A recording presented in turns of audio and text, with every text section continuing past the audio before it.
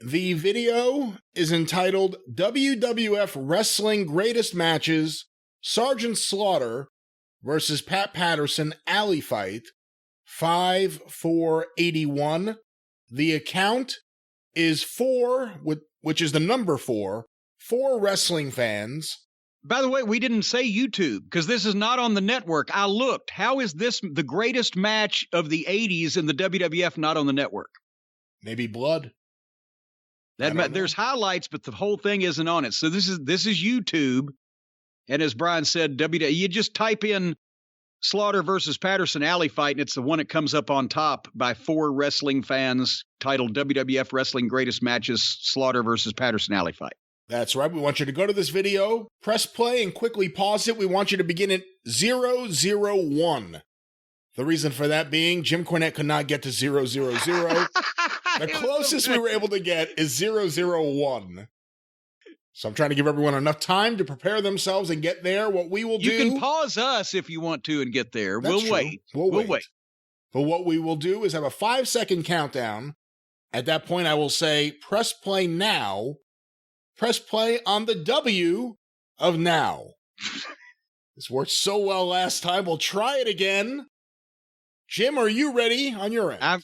I'm ready.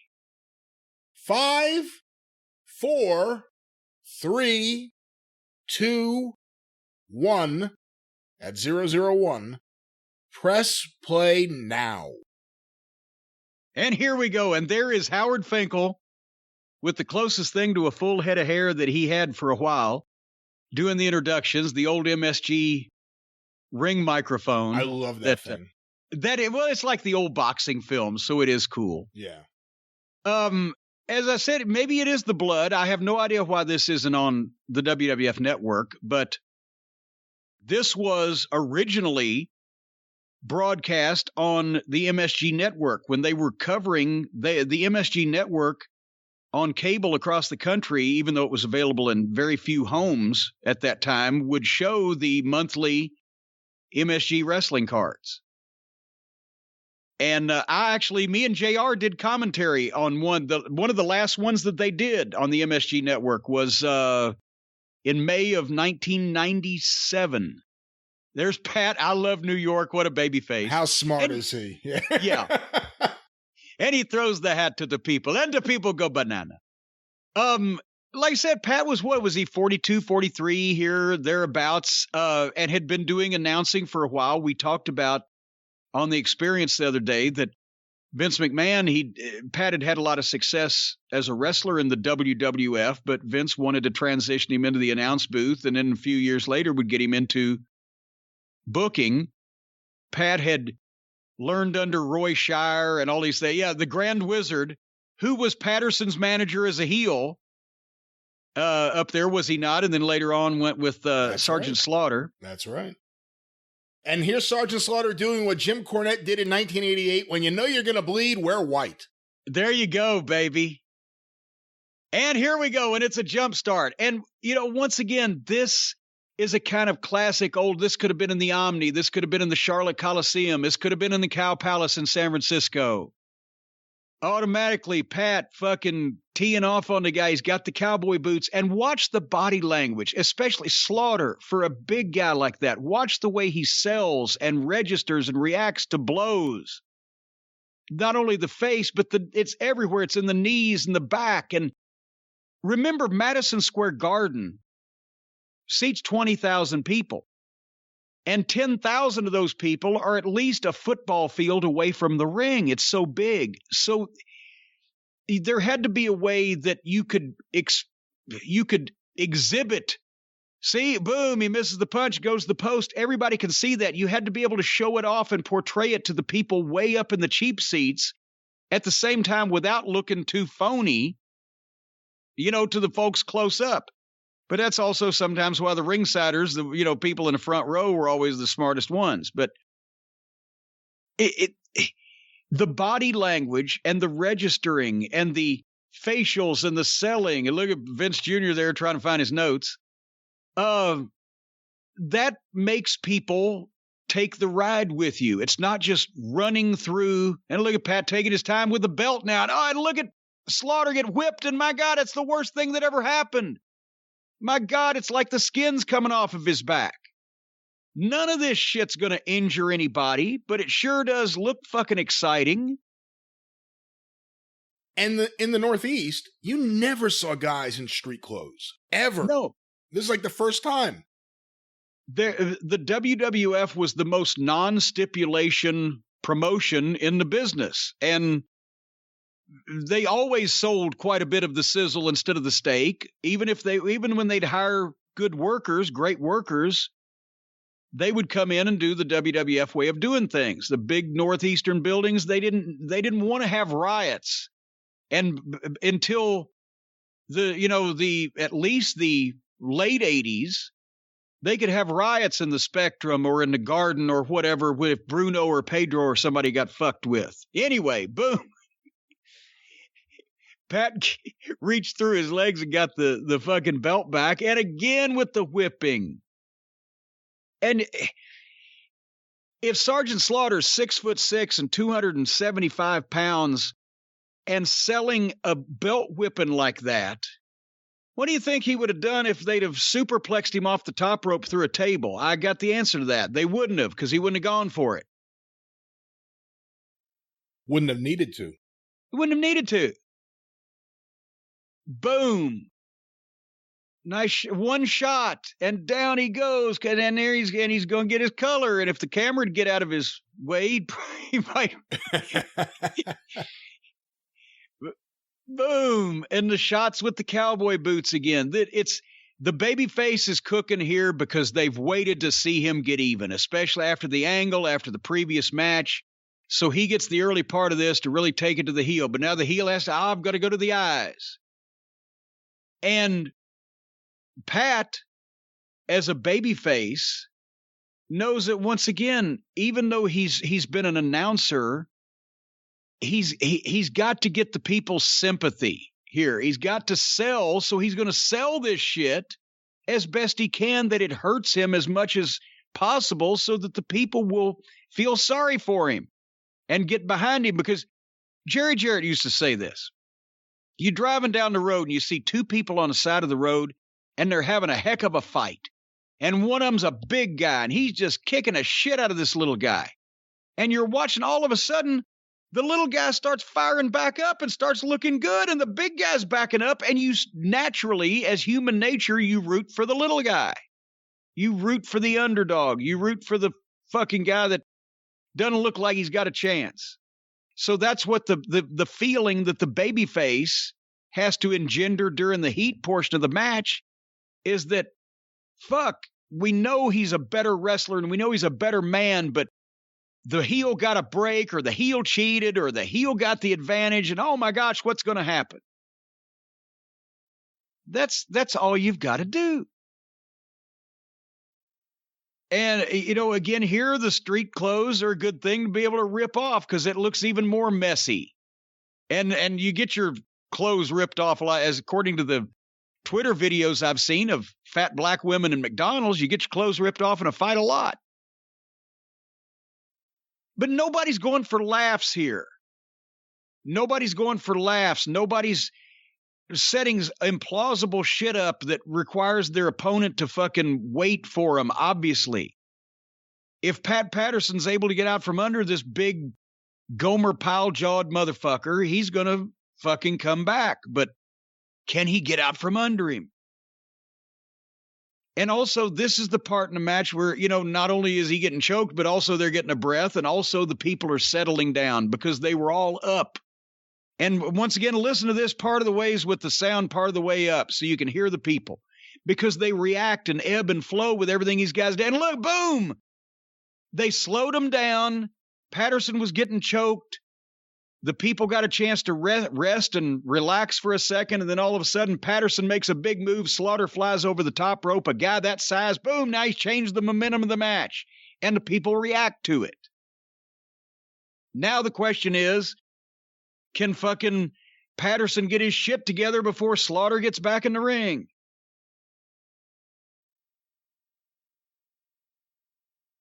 Here's another thing. You don't see how many people on an MSG card do you think had jumped off the top rope before that right there? Oh, not many. And this is what, a year before Tiger Mask would show up. Yeah. And that was and this was just starting to be the era of snooker. So, nobody was coming off the top rope. I'm not advocating we should go back to where people jump off the top rope once a night or whatever. You can't go back that far, but it sure did react better when it happened. And now look, see, as Slaughter missed, here comes Pat back a little bit. He's going to, nice fucking knee drop for a guy in his 40s. Bombs away. He and Stevens, that was when all you had to do was say the phrase bombs away in San Francisco and everybody knew what you were talking about. And by the way, those houses of 16,000 people plus in the early 60s, I didn't realize San Francisco was not any bigger than it was back then. It's even more impressive. Anyway, boom, and another one.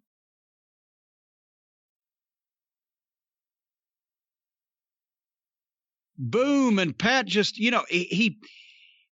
his shit was good and snug, but at the same time, you can see it saved. Now, here we go. Now he's biting him. The babyface, it's come to this, that the babyface has to resort to biting.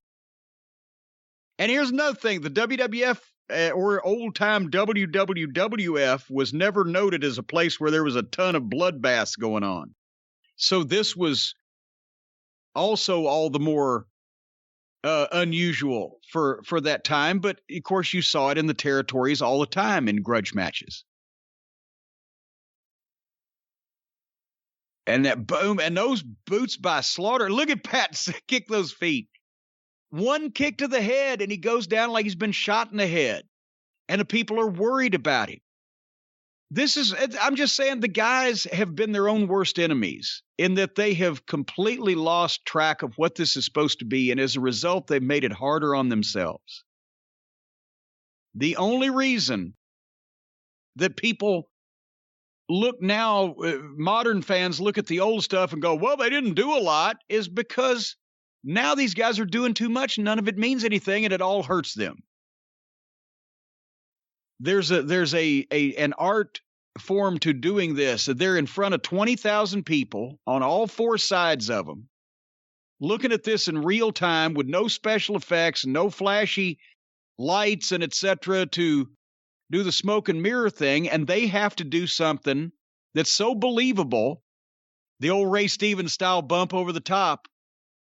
They have to do something so believable that the people will come back and buy a ticket every month. That was pressure, and that's why they had to make this shit make sense. And that's why they also knew not to go too far, as we talked about when Roy Shire bitched Stevens and Patterson out for having the greatest tag match of all time, and then said, well, how the fuck are we ever going to follow that? I don't know what was going on there. Potentially, Slaughter was going to come off and do a double sledge or something, and Patterson was like, fuck no, I don't know. Because sometimes that would happen. You'd see a guy going to do something. You'd be like, what? I'm not sure about this. And you'd just be out of the way. And he'd have to come and get you. And you'd say, let's go in this direction. But again, look at the right hands to the head. Not only the throw, but the sell.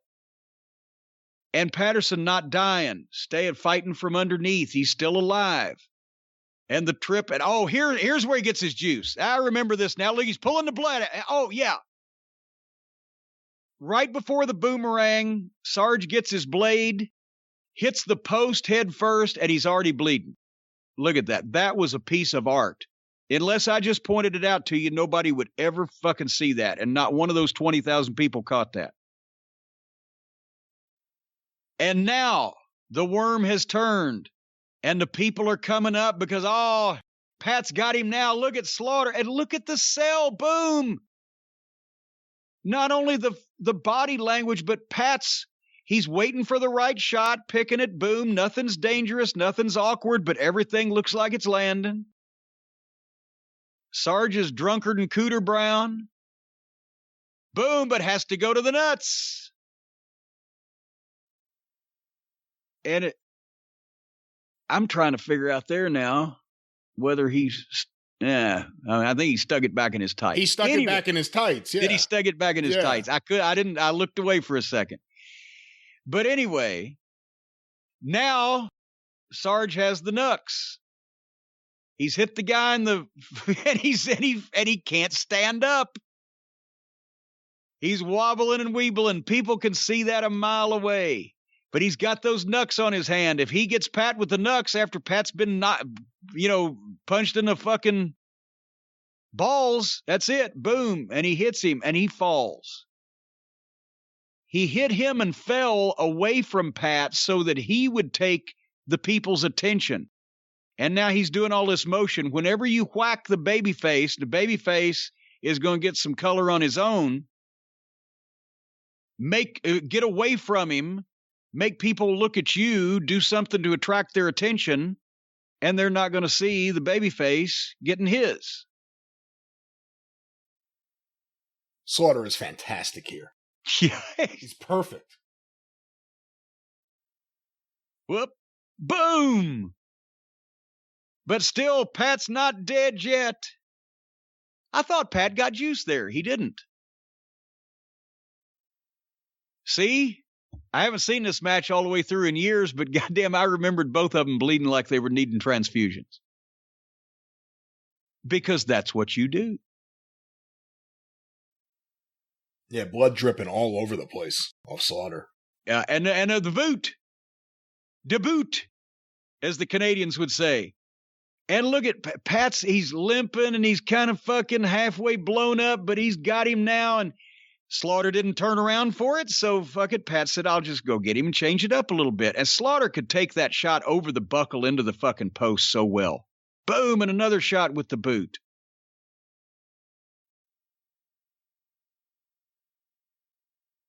Babyfaces, in their comebacks, it's not just running a guy and hitting him with something and giving him a bump.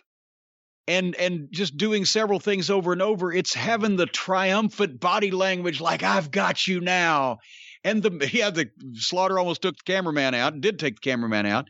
The milking of the people. Look at Pat now. He's a lot of baby faces will turn around and say, come on to the people. And Tom Pritchard always used to blister him and say, well, if you have to tell them, then you're not doing something right. You look at the people, but you don't exhort them to come on. You look at them and they pick up at it and exhort you to come on.